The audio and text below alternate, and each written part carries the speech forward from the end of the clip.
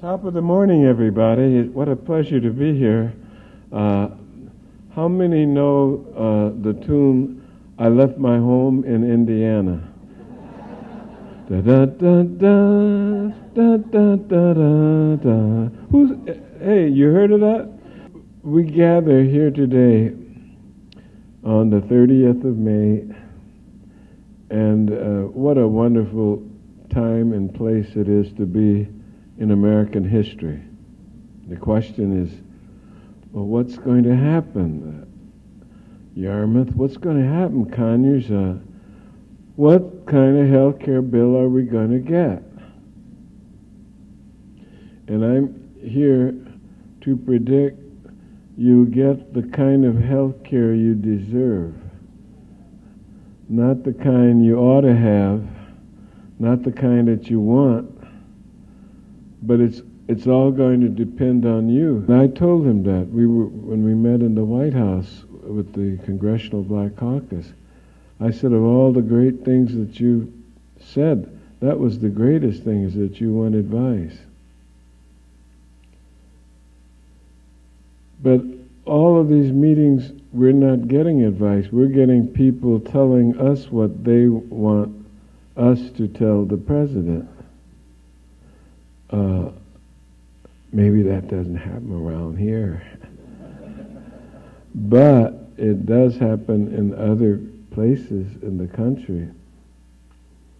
And on one sensitive subject, we seem to be getting an inordinate amount of reverse advice giving, I'll call it. Because notwithstanding what John Yarmouth and John Conyers believe in, and 75 other members of the House,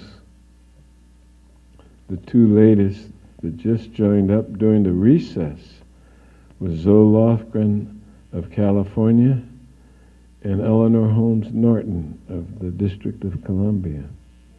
77.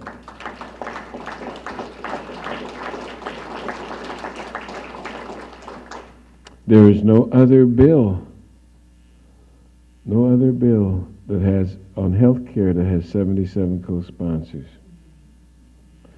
But a curious thing happened on the way toward finishing this up by the end of the year. The three chairmen of the committees that handle the health care bill, Ways and Means, Education and Labor, and Energy and Commerce, all three of those members were on single payer, and now they're not on it anymore. Well, come on, Conyers, stop playing the conspiracy card all the time. I mean, it just happened, man. You know, things happen. They're not. Hey, Charlie, what's happening here? You've been on this bill with me since the beginning, the first year I introduced it. Well, John, it's like this. We're going to be shaping the bill, and we don't want anybody to think that we're biased or that we're affecting the outcome of it, because there's a whole subcommittee handling it. So that's why I'm not on it. He said, but I'm still with you. Don't misunderstand me. Yeah, right. Nancy Pelosi, third most powerful person in the government. Who succeeds the vice president? Speaker of the House. I said, okay, now let's write a health care bill. I said, call up the staffs and let them know. So, you know, hey, did you guys meet with any of the staff? Nope. I said, did you meet with any of the chairmen? Nope. And another week goes by. What's happening here anyway? Well, they're not doing anything. One of the chairmen, he said, look, we're busy. Don't worry, we're going to get to it. We know what the speaker said.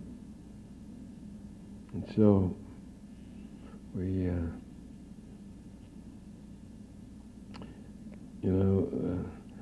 so I said, look, Chairman Rangel, we want to come before each of the 3 committees in the House and make a presentation. And we want to bring our medical scholars. This is not a political presentation, because this bill, there were physicians that helped us draft the bill and improve it every time we reintroduce it. So I said, I want some doctors here, and I want to talk to every member on your subcommittee, not the full committee. You, the chairman of the subcommittee, and all of its members, and I'll bring my group. He said, well, John, it's kind of late for that now. I'll tell you what we'll do.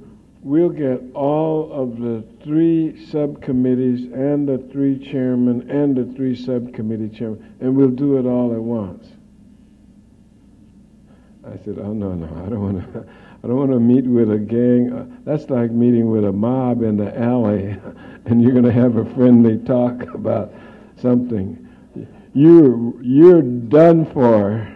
When you walk through the door, they'll all be saying, I wonder how long this is going to take. We promised we'd do this. We'll roll Conyers out of here in 15 minutes or so, and I don't know what he brought all these other people for. We're not going to let them speak.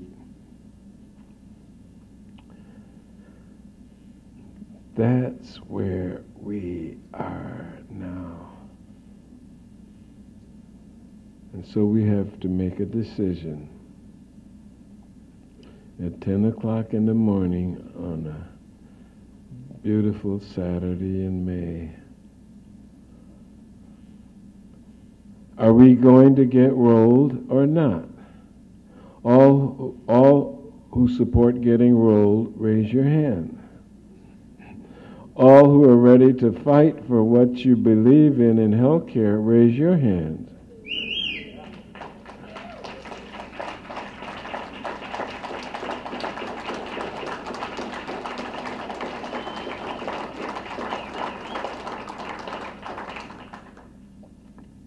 Because you're not going to get it without a contest. So we're at the point now where members come up to me and say, John, just between you and me, 676 makes the most sense. It's the best bill going.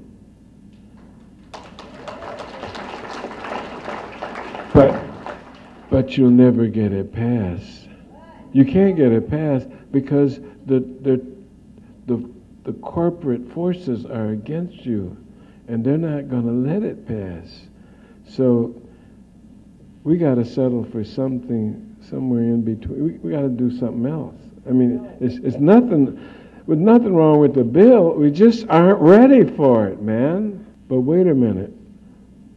We elected our president, just not so fast, everybody. And our president, well, where is he on this? Well, listen to Amy Goodman. She said she's got the tapes of him making some of the most brilliant remarks in support of 676 that anybody's ever made.